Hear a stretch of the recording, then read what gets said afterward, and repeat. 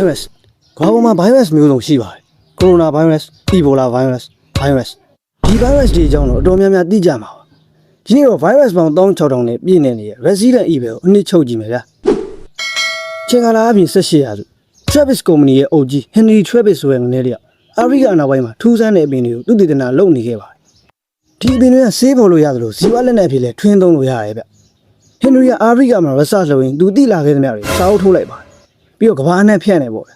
အဲ့မှာ Henry ကဒီစာအုပ်ရဲ့အချက်လက်တွေအကုန်မနေလို့သတင်းဖြန့်လိုက်ပါတယ်ဒါတော့သူတို့ Travis Company ရဲ့ပြိုင်ဘက်တွေကဒီတွေးရှိမှုတွေမှန်မှန်ကန်မှုလို့ယုံကြည်သွားအောင်တခွဲပြလိုက်တာအဲ့နောက်မှာတော့ Henry ရဲ့တွေးရှိမှုတွေကို Travis Company မှာပဲလျှို့ဝှက်စွာစူးစမ်းလေ့လာခဲ့ကြပါတယ်သူနဲ့ချင်းတွေကုန်းလာနေတာ19ရာစုရောက်လာပါ Travis Company ရဲ့နာမည်ကို Triangle လို့ပြောင်းလိုက်ကြပါ Triangle ကိုအဓိက run သူတွေကတော့ S4 Spencer နဲ့ Marcus ကိုသိပ္ပံပညာရှင်3ယောက်ပါဒီတော့လေအာဖရိကတော့နဲ့ဝင်းဆက်စုကြပါတယ်အဲ့မှာ Stairway of the Sun လို့ခေါ်တဲ့ပန်းပွေကနေတဆင့်လူသားတွေကိုစင်ကဲပြောင်းလဲစေနိုင်တဲ့ progenitor virus ကိုရှားတွေ့သွားပါတယ်အဲ့နောက်မှာတော့ DCI 3ယောက်ကစေဝါသုတေသနလုပ်ဖို့ဆိုပြီး Umbrella Corporation ကိုဟန်ပြတည်ထောင်ခဲ့တယ်ဗျဒီနောက်ဝင်မှာတော့ progenitor virus ကိုအခြေခံပြီးမြေအောက်မှာလျှို့ဝှက်ဇီဝလက်နက်တွေထုတ်လုပ်ဖို့ကြံစည်နေကြတာပါဒါပြင် Umbrella Corporation ပိုင်းဓာတ်ခွဲခန်းတွေကိုလည်းကမ္ဘာနဲ့ဖြန့်ကျက်ထားလိုက်ကြပါတယ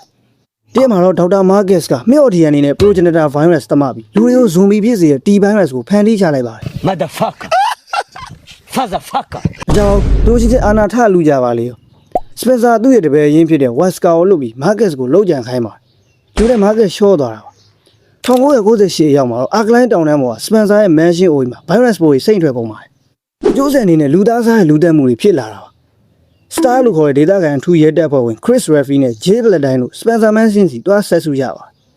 ခွေးတော့ zombie တွေခွေးတွေကောင်တွေနဲ့တိုးပါလေအဲ့မှာသူတို့ရဲ့ Captain Wesker Umbrella Corporation ရဲ့တချို့ရောက်ဖြစ်နေမှသိသွားကြပါတယ်အဲ့မှာ Wesker သူ့ကိုယ်တွေကို prototype virus တစ်မျိုးထိုးထည့်လိုက်ပါတယ်ဒါပေမဲ့ခင်ဗျားတို့သိလားဗျ Wesker မသေးခဲ့ပါဘူးဒီရောက်ကတော့ Spencer Mansion ကိုဖောက်ခွဲဖျက်ဆီးပြီးပြေးလာကြပါမပြီးသေးပါဘူး Raccoon မျိုးရဲ့ Umbrella ပိုင်းမြေအောက်တက်ခွဲခန်းထဲမှာ William Parkin လို့ခေါ်တဲ့သိပ္ပံပညာရှင်တယောက်က T virus ဆိုတဲ့ G virus ကိုထပ်ထွင်လိုက်ပါတယ် G virus ကတော့လူတွေရဲ့ DNA ကိုလုံးဝအကန့်အသတ်မရှိစင်ကဲပြောင်းလဲစေတဲ့ virus တစ်ခုပါUmbrella တာဝန်ရှိသူတွေက Parkin စီကနေ G virus ကိုအတင်းအဓမ္မလာလူပါတယ် Parkin လည်း virus ကိုဟိုကောင်လေးလက်ထက်မပေးခြင်းပါဘသူ့ကွာဆိုပြီးသူ့ကိုယ်ရဲ့ G virus ကြီးထိုးထည့်လိုက်တာဒါမျိုးကောင်ဖြစ်သွားတာလို့ကန်တဲ့ကပြောင်းပြန်ဖြစ်သွားပါတယ်သူ့လာတတ်တဲ့ Umbrella ကောင်တွေကိုတပံပြန်လိုက်ပါတယ်ပြစ်ခတ်ရိုက်ပုတ်ရုံးကန်ရိုင်းနဲ့ virus ထည့်ထားတဲ့ plane ကြီးကွဲကုန်တာပြုအောက်မှာရှိနေတဲ့ကြွက်တွေကစားကန်ကြုံလို့မုတ်စိတ်ကြားဆွဲသွားပါတယ် virus တွေကိုတကယ်စားပြေးကြတာပါအဲ့တော့မှကြွက်တွေကရေပိုက်လိုင်းနေတယ်ဝင်ရေပိုက်လိုင်းနေရတဲ့တစ်စင် Raccoon မျိုးနဲ့ virus ကြီးပြန်သွားပါတယ်Raccoon တစ်မျိုးလုံးရဲပိုင်းတွေ zombie ဖြစ်ကုန်တာပေါ့အဲ့မှာရဲပေါက်စားလေးလီယွန်နဲ့ Claire တို့ရောက်လာပြီး zombie ကိုနှိမ်နှင်းပြပါတယ်ဒီ zombie တွေကမှ Parkin ရဲ့ zombie ပုံစံနဲ့ Umbrella လွှတ်လိုက်တဲ့ Mr. 8တို့ကအကြမ်းဆုံးပါဒါမှမကောက် Umbrella ဘွဲကနမိတ်စစ်ဆွဲကောင်ထက်လို့ပြီး Star ဘွဲကိုတီးခိုင်းပါတယ်သူတို့ကမမ Jay Valentine ကဇီဝင်ချုပ်ပေးလိုက်တာဆိုတော့ Raccoon မျိုးကြီးက zombie နဲ့ပြည့်နေပြီဘလို့မှထိန်းချုပ်လို့မရတော့ပါမတူးကွာဆိုပြီး US စစ်တပ်ကမြို့ကိုဒုံးကျည်နဲ့ပြစ်ပြီးမီးလောင်တိုင်းတွင်းပြလိုက်တာဗျUmbrella ရဲ့ရုပ်မာမှုတွေလည်းဘူးပေါ်သလိုပေါ်ကုန်ဒီဝါလီခံလိုက်ရပါတယ် Umbrella Corporation ပျက်စီးသွားပါတယ်သူ့ရဲ့ virus နည်းပညာတွေကတော့မောင်ခိုဈေးဘက်ကနေတစ်စစ်ကမ္ဘာတော်ကမတမာသူတွေစီရောက်ကုန်ပါတယ်အကျိုးဆက်အနေနဲ့ကတော့ကမ္ဘာတော်လုံးမှာဇီဝအကြမ်းဖက်မှုတွေစတင်လာပေါ့ဒီနေ့2004ခုနှစ်မှာအမေရိကန်အုပ်ကြီးသမီး Ashley တယောက်စပိန်ဘက်ကဂျေးဝါလီတွေကစီပြန်ပြီးဆွဲခံလိုက်ရပါတယ် Los Illuminados လို့ခေါ်တဲ့ခိုင်းရပြန်ပြီးဆွဲသွားတာဒီခိုင်းသားတွေကလူတွေရဲ့စိတ်ကိုထိန်းချုပ်နိုင်ပြီးပုံမှန်ထက်တန်မှမြန်ဆန်စေတဲ့ Les Plagas ကပ်ပါဖို့ကူးဆက်ခံထားသူတွေပါကျေကျေမျိုးစုံကြားရပဲလီယွန်တယောက်အုပ်ကြီးသမီးလေးကိုကယ်နိုင်ခဲ့ပါတယ်ဒီနေရာမှာခင်ဗျားတို့သတိမထားမိရလျှို့ဝှက်ချက်တခုရှိသေးရဲ့ဗျ Spencer Mansion ပေါက်ကွင်းမှာတေးပြီးလို့အားလုံးထင်ထားတဲ့ Albert Wesker ကြီးပြန်ပေါ်လာတာပါ Wesker တယောက်စပိန်ရွာတွေက Les Plagas ကပ်ပါဖို့နမူနာတွေကိုခိုးသွားပါနောက်ပြီးအာဖရိကသွားတစ်ကမ္ဘာလုံးဒုက္ခပေးမဲ့ Euroboros virus ကိုဖန်တီးလိုက်တာဗျဒါနဲ့မကသေးပါဘူး Star ဖွဲ့ဝင် Jay Valentine ကိုဖန် brainwash လုပ်ပြီးသူ့ရဲ့ကြုံအဖြစ်အသုံးချနေခဲ့တာ Wesker ရဲ့လို့ရအားလုံးတာစီကို Chris တယောက်အာဖရိကတော့နဲ့ထည့်ပြီးလိုက်သွားခဲ့ပါတယ်အဲ့မှာ brainwash လုပ်တဲ့ဆက်ကိုဖြုတ်ပြီး Jay Valentine ကိုကယ်ခဲ့ရပေါ့ဗျာ Wesker ကြီးကိုတော့မီးတောင်ချော်ရီမှုတွေကြားရင်လောင်ချာနဲ့ထုပြီးစီဝင်ချုပ်ပေးခဲ့လိုက်ပါတယ်ဖြည်းဖြည်းနဲ့အချိန်လေးကုန်းလာလိုက်တာ2013ခုနှစ်ဝန်းကျင်စီရောက်လာပါအဲ့မှာ Neo Umbrella ခေါ်တဲ့အဖွဲ့တစ်ခုထပ်ပေါ်လာပါဒီအဖွဲ့က C virus ကိုတီထွင်လိုက်ပြီးကမ္ဘာနဲ့မှာဇီဝစစ်ပွဲတွေဖန်တီးပြပါတယ်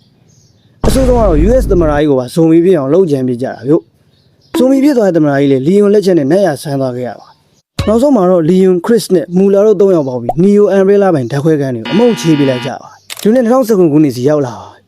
Ethan Winters လို့ခေါ်တဲ့ငနေတယောက်ပျောက်နေတာ3နှစ်ရှိပြီဖြစ်တဲ့သူမိမမီယာစီကနေ email ဆောင်ရခဲ့ပါ ရှာတော့မိန်းမဆုံးနဲ့လူဝီစီယာနာပြည်နယ်ကဘေကာအင်းကြီးစီတယောက်တည်းလိုက်သွားတာမျိုးထိုးရောက်တော့တိန်လုံးကလူတွေကမတည်နိုင်တဲ့တော်တွေဖြစ်နေတာတွေ့လိုက်ရပါတယ်ဒါဗိုင်းရပ်စ်ကြောင့်တော့မဟုတ်ပါဘူးဒါကမိုင်းစီခေါ်သဘာဝလေရောက်ဖြစ်တည်နေတဲ့ပိုးမွားတစ်မျိုးကြောင့်မျိုးဗီဇပြောင်းလဲကုန်ကြတာအီဒန်တယောက်အဲ့ဒီအိမ်မှာလက်ပြတ်ချေပြတ်နဲ့ဒီပိုးမွားတွေဘိုးကျဲဖြစ်တဲ့ Evelyn ဆိုတဲ့ကောင်မလေးကိုအသေးအတန်တီးထုတ်ခဲ့ရပါ2021ခုနှစ်မှာတော့အီဒန်မိန်းမမီယာနဲ့သူသမီး Rose ကိုမသားမီရန်ဒါပြန်ပြီးဆွဲသွားပါတယ်မီရန်ဒါအီဒန်သမီး Rose ကထူးခြားတဲ့မိုးဗီဇဆွမ်းအောင်သုံးပြီးသူမရဲ့တည်ဆုံးသွားတဲ့သမီးရင်ကိုပြန်ရှင်အောင်လုပ်ကြံစည်နေတာအီဒန်နဲ့သူသမီးကိုလိုက်ရှာရင်နေ့နေ့ဖုန်းနေရွာကြီးတီပါစီရောက်လာဒီရွာကြီးမှာရွှေဘုံမင်းကြအရက်6ပေ6လက်မှရှိရဲ့လေဒီဓမ္မစကူးပါဝင်မွန်ပလေးလူသားလိုက်ကန်နေနဲ့တဝက်တလန်အကဲဆန်းကြရပါသေး။အခုဒီရွာကြီးနဲ့ပတ်သက်လို့ခင်ဗျားတို့အမှန်တရားတခုပြောပြအောင်ပဲဗျ။ Umbrella Corporation ကိုတည်ထောင်ခဲ့တဲ့ CI Spencer တယောက်လူငယ်ဘဝတော့ဒီရွာကိုရောက်ဘူးပါတယ်။အဲ့မှာမာသားမီရန်ဒါရဲ့မှုပုံမသူတည်တဲ့နာတွေမြင်ပြီး virus တွေထွေးမှုစိတ်ကူးရခဲ့တာပါ။ Umbrella ရဲ့ logo ကအစားဒီရွာရှေးအောင်တင်ခဲ့တာကိုခိုးတုံခဲ့တာဗျ။ဆိုတော့ကမ္ဘာကဆိုအားလုံးရဲ့စစ်မြစ်ကဒီရွာကြီးလိုတောင်ပြောလို့ရပါတယ်။ဒါပြင် Ethan Winter လည်း2019ခုနှစ်ကဘီကာအင်တော်မှာအသက်ခံပြီးသားပါ။မှုပုံမတွေကသူ့ခန္ဓာကိုယ်ရဲ့ဝင်သွားပြီးတမီးကိုကယ်ခြင်းနဲ့ဇောကြောင့်မှုခန္ဓာကိုယ်ကြီးနဲ့လူလိုအသက်ရှင်နေကြတာဖြစ်ပါတယ်။မာသားမီရန်ဒါကြီးနဲ့အတွေ့ဟိုကသူ့နှလုံးသားကိုဆွဲထုတ်ပြတာတော့ Ethan မသေးခဲ့အောင်သူသမီးလေးကိုကဲဖို့ပဲစိတ်ထဲရှိနေကြတာမလို့နောက်ဆုံးမှာတော့သူသမီးလေး Rose ကိုမီရန်ဒါလက်ကခဲပြီး Chris Referee စီအပ်လိုက်ပါတယ် Chris မီယာနဲ့ Rose တို့ကတော့ရဲအရင်ကူကြီးနဲ့လွတ်သွားကြပါတယ်